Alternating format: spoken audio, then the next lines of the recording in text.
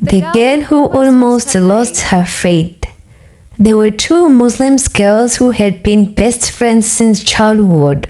They grew up together, they prayed together, they laughed together. And they always reminded each other about Allah. But as they got older, life began to change. One of the girls started going through a very difficult time. She was hurt, she felt lonely. She prayed for things she deeply wanted, but nothing seemed to change. She made dua again and again, but she felt like her duas were not being answered. Slowly, doubt began to enter her heart. She started asking herself questions. Does Allah hear me? Why am I suffering? Why do I feel so alone? At first, she tried to ignore those thoughts, but the more she struggled, the more distance she felt from Islam. She stopped praying regularly, she stopped opening the Quran, she began watching videos and listening to people who told her that Islam was not the truth. And little by little, she began thinking about leaving Islam completely. One day she told her best friend, "I don't think I want to be a Muslim anymore." Her friend was shocked. She did not shout at her, she did not insult her, she did not judge her. She simply asked, "Why?" The girl started crying. "I prayed. I asked Allah for help. I waited, but nothing changed. I feel like Allah has forgotten me." Her friends looked at her and said, "Maybe Allah has not forgotten you. Maybe you are hurting so much that you cannot feel how close He is." The girl stayed silent. Her friend continued, "You think having unanswered questions means you have to leave Islam? But questions are not the end of faith. Sometimes questions can be the beginning of the learning." That night the girl went home.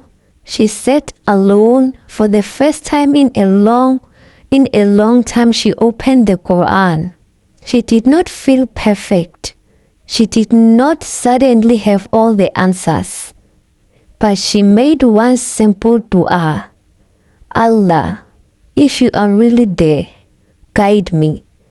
And then she cried, not because all her problems had suddenly disappeared, but because deep inside her heart she realized something. Even when she had stopped praying, she still wanted to find Allah. Even when she was angry, she was still speaking to Allah. Even when she wanted to leave, a part of her was still searching for the truth. And perhaps that small desire to find the truth was the beginning of her return. She began learning again. She asked questions, she searched for answers, she spoke to people she trusted, and slowly she understood that being a Muslim did not mean never struggling. It did not mean never having questions. It did not mean never feeling sad. Faith is sometimes tested. Sometimes a person becomes distant. Sometimes a person falls. But falling does not mean you can never return. Months later, the two friends were sitting together. The girl who had almost left Islam smiled. Her friend asked her, "What made you come back?" She replied, "I realized that I was angry at Allah because I thought He had abandoned me. But when I looked back, I realized that even during my darkest moment, I was still searching for Him." She smiled through her tears. "I almost left Islam because I thought my pain meant Allah was far away.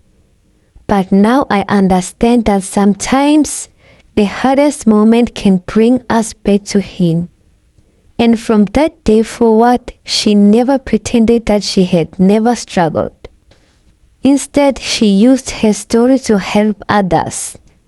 Because somewhere out there, another Muslim girl might be feeling the same way. She might be questioning everything. She might feel far from Allah. She might be thinking about giving up. And this girl wanted her to know, you are not a bad Muslim because you are struggling. You are not alone because you have questions. And your story does not have to end with walking away. Sometimes the person who feels furthest from Allah is the only one sincere dua away from finding her way back. Ya Allah, guide our hearts and keep us firm upon your faith. Amen.